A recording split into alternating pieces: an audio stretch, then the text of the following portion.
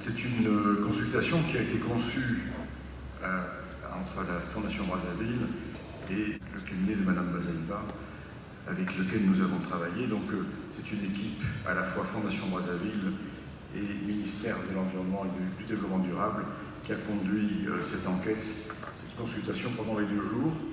Je vais vous en donner les détails.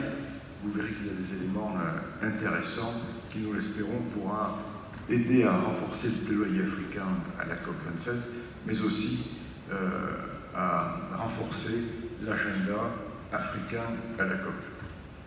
Alors, tout d'abord, qui sommes-nous? Pour ceux qui ne connaîtraient pas la Fondation Brazzaville, nous sommes une ONG internationale qui a été fondée à Londres en 2015. Nous agissons dans 3 domaines d'intervention: la prévention et la résolution des conflits, la préservation du bassin du Congo et la lutte contre le trafic des faux médicaments, avec 3 leviers d'action: le plaidoyer, ce que nous appelons la diplomatie civile, c'est-à-dire des actions de médiation internationale et de plaidoyer, et de l'appui technique. Quels sont nos statuts pour agir au niveau international et des partenariats? Nous jouissons du statut consultatif spécial auprès du Conseil économique et social des Nations Unies, l'ECOSOC. Nous sommes observateurs à la COP, c'est à ce titre d'ailleurs que nous serons à la prochaine COP à Sharm el-Sheikh. Et la Fondation Brazzaville est aussi connue ici pour avoir été l'initiatrice du Fonds bleu pour le bassin du Congo avec la République du Congo et le Royaume du Maroc, et avec de ce fait partenaire technique de la Commission climat pour le bassin du Congo. Notre vision se résume plus ou moins dans cette formule de notre président fondateur, Jean-Yves Olivier, qui est aussi ambassadeur de bonne volonté pour le Fonds bleu pour le bassin du Congo. Nous sommes engagés à ce que le discours sur l'Afrique change. Et cette consultation que nous avons menée depuis 2 jours était essentiellement axée justement sur le discours sur l'Afrique, à la fois le discours porté par les Africains eux-mêmes et le discours que les non-africains peuvent avoir sur l'Afrique. On a essayé dès lors de poser des questions, vous le verrez, qui peuvent être de nature à briser quelques tabous et, nous l'espérons, à être iconoclastes. Alors le contexte de la consultation que nous connaissons, c'est une COP africaine à Sharm el-Sheikh, et nous espérons qu'elle pourra donner la possibilité d'exposer des solutions africaines aux enjeux climatiques, de faire entendre la voix de l'Afrique dans la fixation de l'agenda global et de déboucher sur des actions concrètes en étant une COP de la mise en œuvre, et notamment par le respect des engagements pris, notamment l'année dernière à Glasgow, à la COP26. La méthodologie de la consultation. Alors, les objectifs étaient les suivants: identifier les perceptions vis-à-vis des impacts du changement climatique en Afrique, identifier les différences de compréhension des enjeux de développement durable sur le continent, alimenter le plaidoyer commun des pays africains en vue de leur participation aux futures conférences internationales sur le climat, c'est-à-dire, on imagine, vous le verrez vers la fin, un élément de prospective, un exercice de prospective qui ne nous limite pas simplement à la COP27. Le design du questionnaire et le recueil des données. Alors pour faire ce design du questionnaire, on a d'abord réalisé une revue documentaire à partir de discours officiels, de rapports officiels, de rapports scientifiques, la revue de presse aussi, récente. On a identifié à partir de là des questions saillantes et des thématiques qui nous ont permis de formuler les éléments du questionnaire, afin de recueillir des données qualitatives et quantitatives, ayant conduit pendant ces 2 jours, certainement auprès de certains d'entre vous, des entretiens semi-directifs, et puis quelques personnes ont aussi répondu en ligne après l'envoi de ce questionnaire par une newsletter. L'échantillon prévu, qui nous paraissait raisonnable, était de 40 participants issus du secteur public, du secteur privé, de la société civile, des organisations intergouvernementales, des organismes financiers, du monde académique. L'échantillon final, arrêté hier soir, comptait 87 questionnaires exploitables. Et donc, comme je viens de vous l'indiquer, nous avons travaillé en présentiel ici et puis en ligne. La majorité des répondants viennent de la société civile et du secteur public. Des hommes en majorité, une moyenne d'âge de 40 à 50 ans, une majorité de réponses provenant de la RDC et ensuite de la République du Congo. Vous avez sur la carte la répartition géographique des répondants. Alors on va rentrer dans le détail avec les thématiques de la consultation. On a donc voulu mesurer comment sont perçus les impacts du changement climatique au quotidien. Ensuite, une question importante sur les enjeux du changement climatique pour l'Afrique. Et une troisième partie de ce questionnaire qui va rester disponible si vous avez envie de le remplir. Mes collègues sont ici pour vous y aider d'ailleurs, d'ici la fin de cette séance.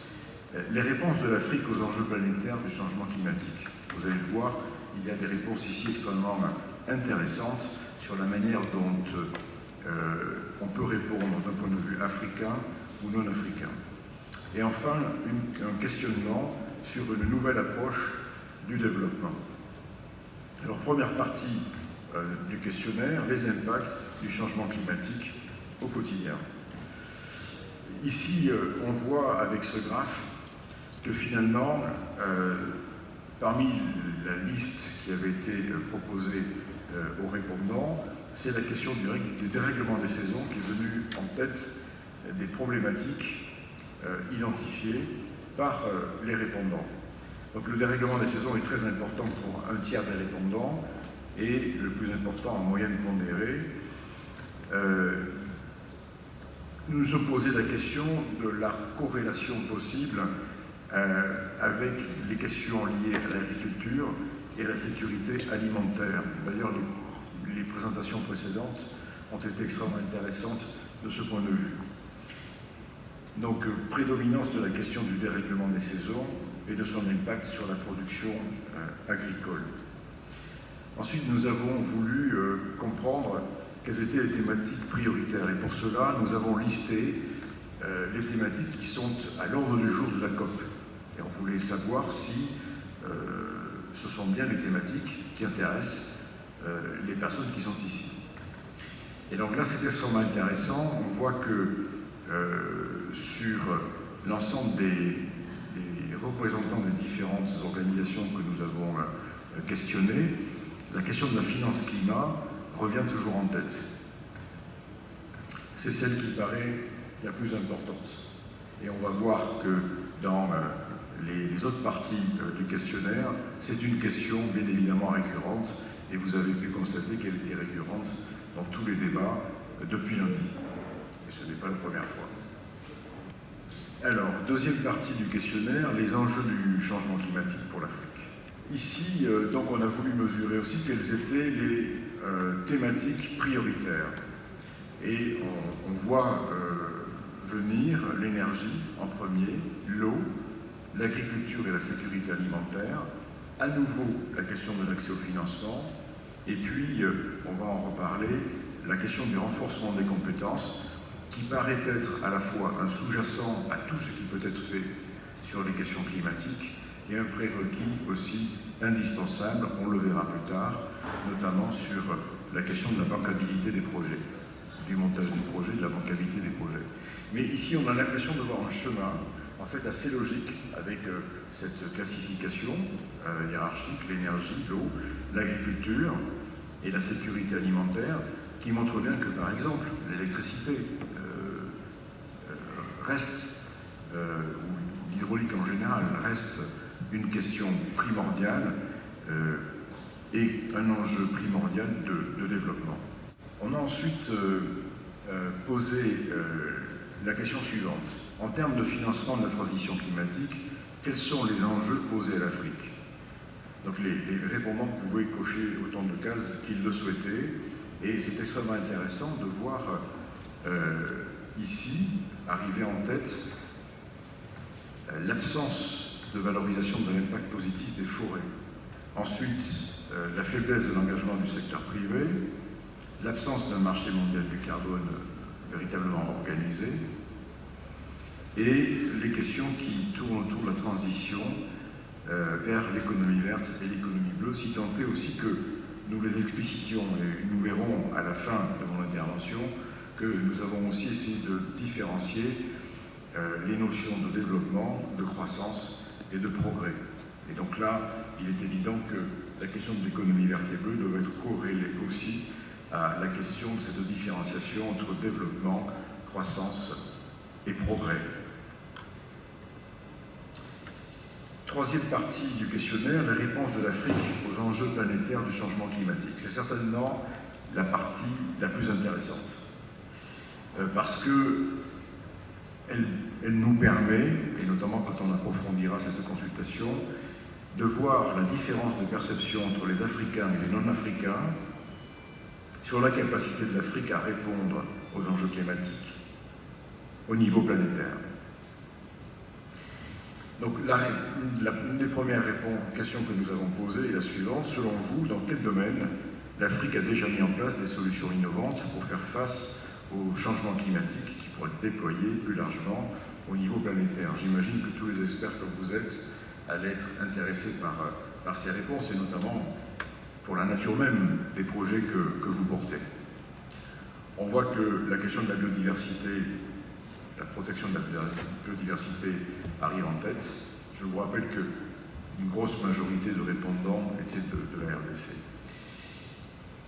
La lutte contre la désertification, l'énergie, la gestion de l'eau, il y a des thématiques récurrentes comme ça.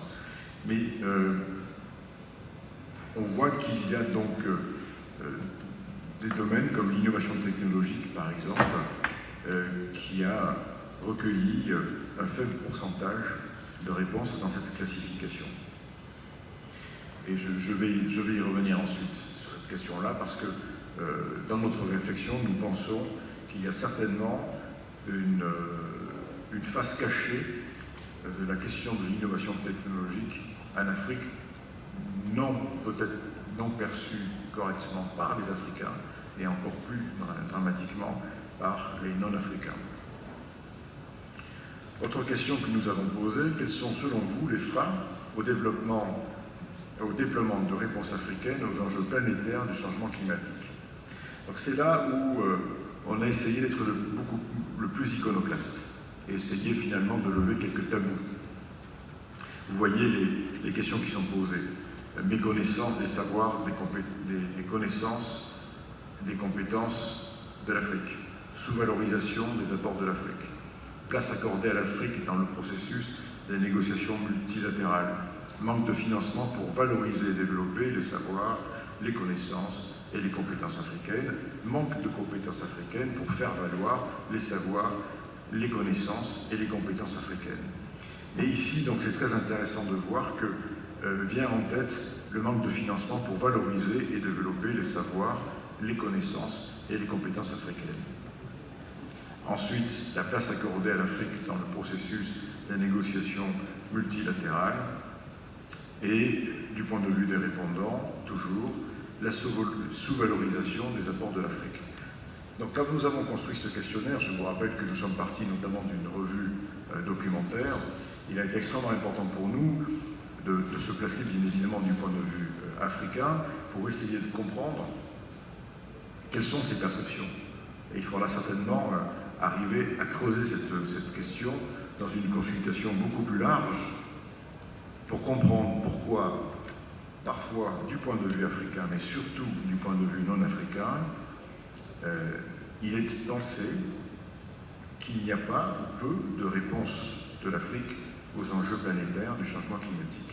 En conclusion de cette partie, qui nous paraît, nous, la plus importante, nous pensons à contrario, comme initiateur de cette consultation, qu'en vue de ses apports sur la protection de la biodiversité, l'Afrique semble posséder un levier de négociation sur la scène internationale. Qu'elle possède des atouts endogènes qui devraient permettre d'instaurer un dialogue sud-nord et pas le contraire, ou du moins de pondérer le dialogue multilatéral. Et là se pose aussi toujours la même question pour les spécialistes du développement, du rapport entre les apports exogènes et la capacité de développement endogène. Et on le voit notamment sur la question des transferts technologiques.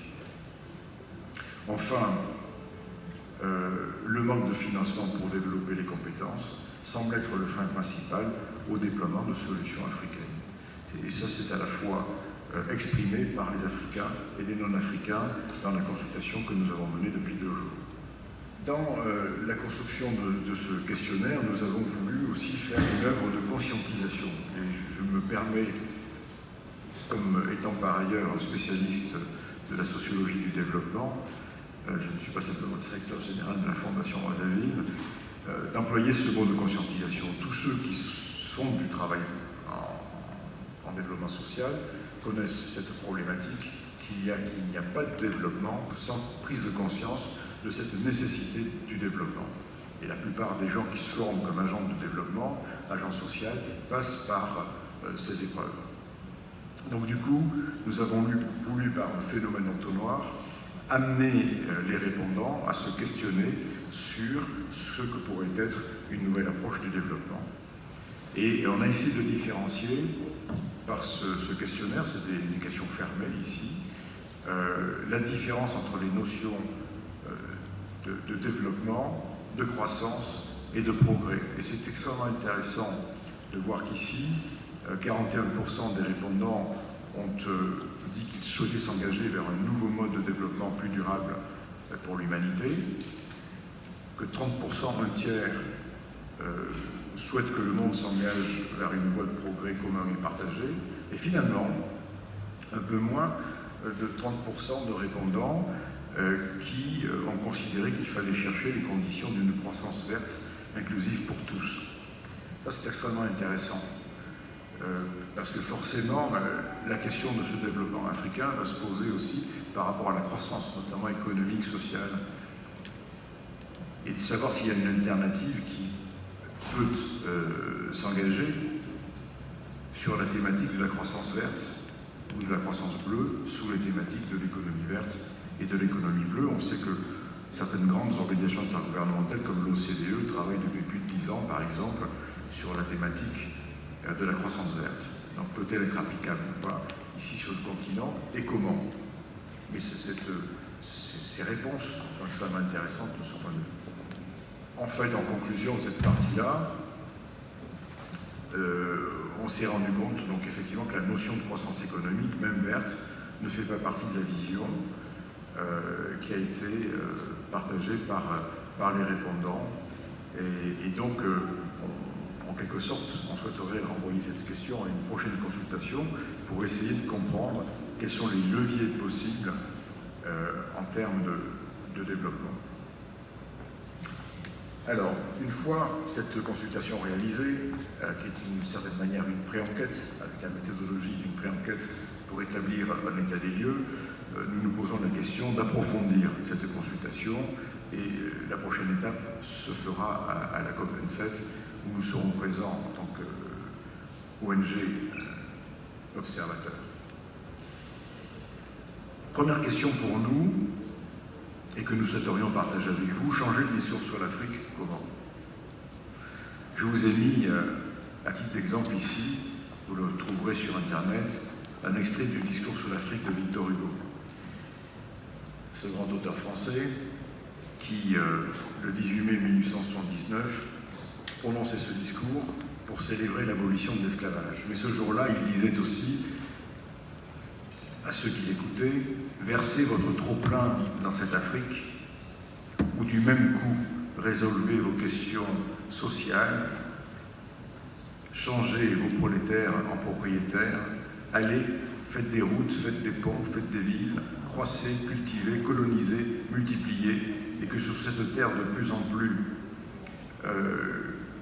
dégagée des prêtres et des princes, l'esprit divin s'affirme par la paix et l'esprit humain par la liberté. Alors on sent là toute l'emphase de Victor Hugo. Mais ce qui est intéressant, c'est de se poser la question de savoir si le discours sur l'Afrique a changé depuis la fin du XIXe siècle. Et comment du coup le faire changer? Ça, c'est la grande question que nous posons à la Fondation Brazzaville et nous souhaiterions partager cela avec vous.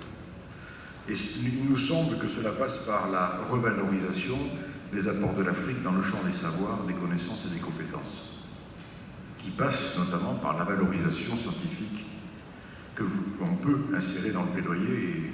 Et à cet égard, le travail qui a été fait il y a un mois à Yangambi nous paraît exceptionnel et digne de cette capacité à revaloriser les apports de l'Afrique. Parce que je souhaitais aussi partager avec vous cette réflexion de son Excellence Madame Bazaiba lors de la cérémonie d'ouverture. Nos États ont chacun l'obligation d'agir contre ce phénomène très rapidement, efficacement et surtout proportionnellement à la part de responsabilité que chacun porte dans cette crise afin de sauver la planète. C'est une question d'éthique et de morale climatique. Et je me souviens qu'elle a parlé aussi d'équité. Et donc l'équité, c'est finalement la capacité pour les uns et pour les autres d'être assis à la même table avec le même poids. Ce qui veut dire la même capacité d'écoute des uns et des autres.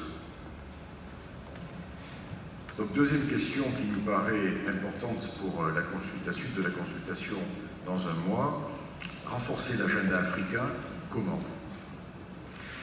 Rééquilibrer les agendas pour donner de la place à l'agenda africain, améliorer la place accordée à l'Afrique dans les processus multilatéraux, et si on pose une question qui serait la cause des causes de la raison pour laquelle finalement l'apport de l'Afrique n'est pas entendu ou n'est pas peut-être pris au sérieux, on s'est posé la question de deux priorités possibles pour y remédier, qui seraient la bancabilité des projets pour assurer leur financement, et qui passe aussi par le renforcement des compétences, avant, pendant et après la mise en œuvre des projets, avant les experts pour préparer, et vous savez ce que c'est, puisque vous êtes vous-même des experts en la matière, pendant pour bien évidemment gérer ces projets, et ensuite en faire les rapports, et faire en sorte que les compétences se multiplient, qu'il y ait des effets démultiplicateurs, bien évidemment. Alors, durant la COP, ce que nous souhaiterions faire, c'est élargir la consultation à un panel plus large, notamment par la mise en place d'ateliers participatifs qui feront appel à des méthodes d'intelligence collective et de design thinking. Pour ceux qui connaissent la méthode Broad-Café, nous souhaitons utiliser notamment cette méthode qui, comme vous le savez, a été inventée pour le sommet de la Terre à Rio en 1992. Elle a des effets extrêmement intéressants, notamment sur la prise de conscience. Et donc on a bien dit tout à l'heure que la prise de conscience est un moteur important du développement. Donc pour accueillir ces ateliers, nous avons déjà des partenaires et nous souhaiterions donc élargir ces partenariats. Je pense à la FAO, au PNUD, à d'autres qui sont ici, qui pourraient, pourquoi pas, accueillir sous forme de side event ces ateliers d'1 heure et demie à 2 heures qui nous permettraient d'accueillir à peu près une soixantaine de personnes pour pouvoir approfondir ces consultations et avoir ces réponses sur le renforcement du plaidoyer africain et sur le renforcement de l'agenda africain, puisque c'est une perspective longue dans laquelle nous sommes engagés. Tout ne sera pas résolu dans un mois à Sharm el-Sheikh, nous le savons, et donc il faudra continuer, bien évidemment, sur cette route. Voilà, donc l'action après la COP27, pour la Fondation Brazzaville et ses partenaires, nous l'espérons la RDC et d'autres, peut-être dans la salle, c'est d'élaborer, de lancer une initiative panafricaine qui vise la bancabilité des projets et leur financement et le renforcement des compétences. Et comme vous l'avez vu, s'inspirant de cette formule très heureuse de la RDC, nous avons appelé cette initiative l'Afrique des solutions. Je vous remercie.